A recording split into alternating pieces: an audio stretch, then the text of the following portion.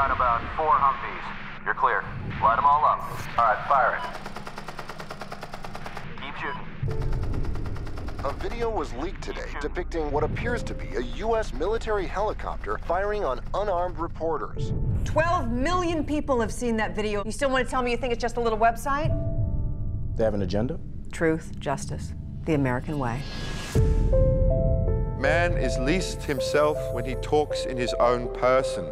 But if you give him a mask, he will tell you the truth. 2 people and a secret. The beginning of all conspiracy. More people and more secrets. But if we could find one moral man, one whistleblower, someone willing to expose those secrets, that man could topple the most powerful and most repressive of regimes. This bank is hiding billions of dollars in offshore accounts. We're going to nail those bastards. Former head of Iceland's biggest bank has been accused of fraud. We took down $1 billion bank. This is crazy. Courage is contagious.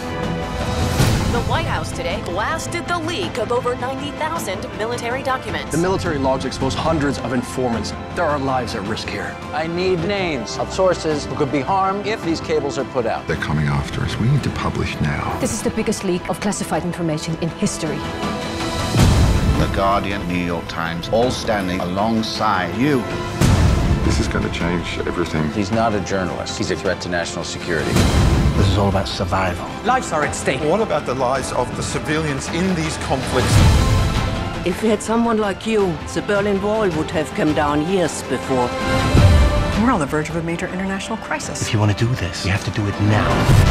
You all have 5 seconds. What's going on? 5 seconds. It's just you and your ego and the lies you tell to get whatever you want. This is information the world needs to know. We need to crush these guys. It's life. Times is life. If you want the truth, you should seek it out for yourself. That's what they're afraid of. You.